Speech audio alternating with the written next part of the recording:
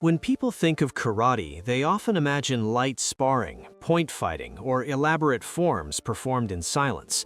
Kyokushin destroys this image.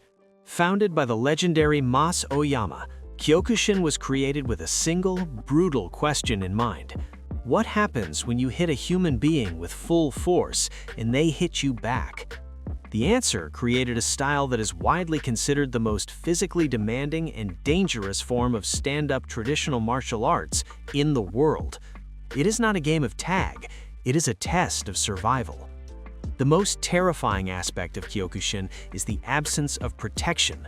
In almost every other modern combat sport, from boxing to Muay Thai to MMA, fighters wear gloves. Gloves protect the hand, but they also soften the blow slightly and distribute the impact.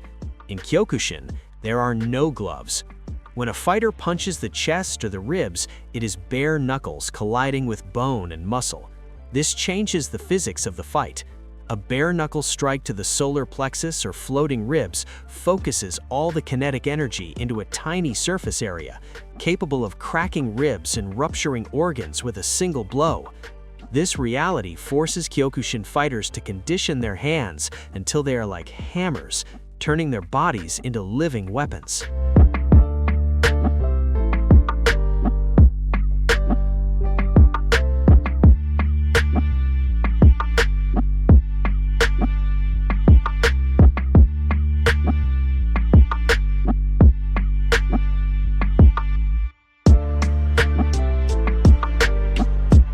While the upper body takes a beating, the legs are being systematically destroyed.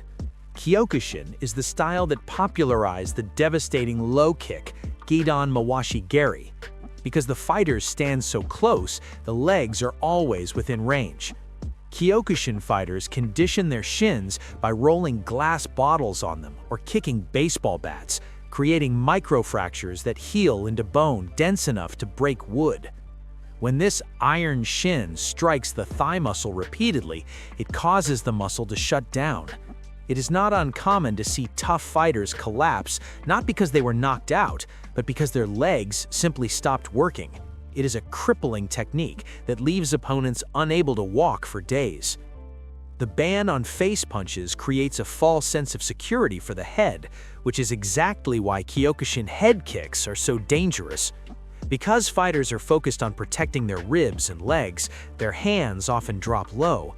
This opens the door for high kicks that come from point-blank range. Kyokushin fighters are masters of close-range flexibility. They can launch a heel kick, Ushiro Mawashi Geri, or a Brazilian kick, which loops over the guard, from inches away. These kicks strike with the force of a car crash, often resulting in instant, unconscious knockouts. The danger lies in the surprise. You are bracing for a body punch, and suddenly a foot strikes your temple.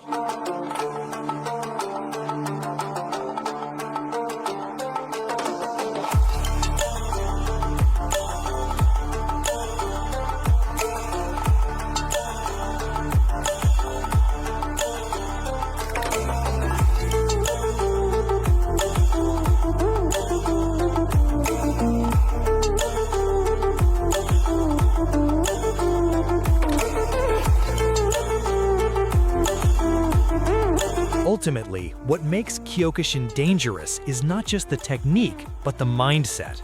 The philosophy of Osu no Seishin, the spirit of perseverance, trains fighters to ignore pain. A Kyokushin fighter is conditioned to keep moving forward even when their ribs are bruised, their legs are numb, and they are exhausted. Facing a Kyokushin fighter is like facing a zombie. You hit them and they do not stop. They absorb the damage and return it with interest.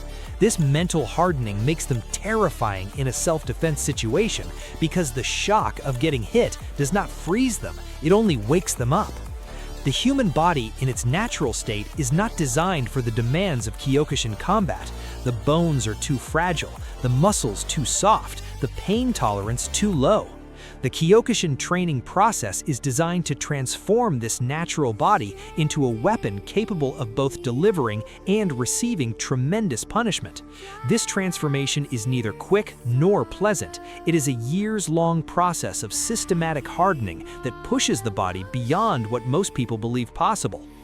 The conditioning of the shins is perhaps the most famous aspect of Kyokushin training. The shin is the primary striking surface for kicks in Kyokushin, and it must be hardened to withstand the repeated impacts of kicking opponents in heavy bags. This hardening process involves repeatedly striking the shins against progressively harder surfaces, creating microscopic fractures in the bone that heal back denser and stronger. Over years of training, the Kyokushin fighter's shins become visibly different from those of untrained individuals, thicker, harder, and capable of delivering and absorbing impacts that would shatter normal bones.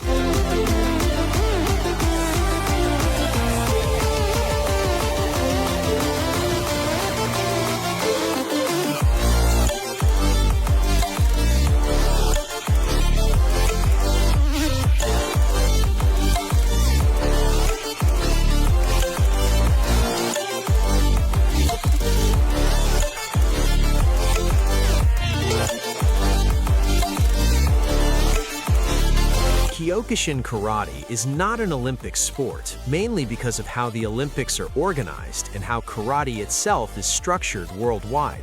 Here's a simple breakdown. Too many karate styles. Karate isn't one unified system.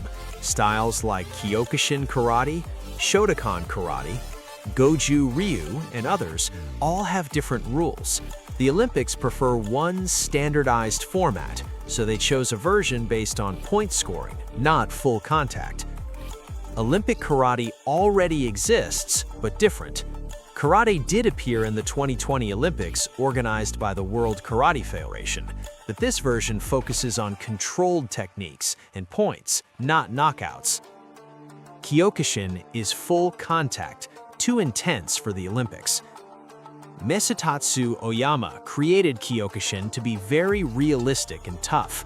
Full contact fights, knockdowns allowed, high risk of injury. The Olympics usually avoid sports with high injury risk unless heavily regulated, like boxing with protective rules. In short, Kyokushin isn't in the Olympics because it's too intense, not unified, and doesn't match the Olympic scoring system.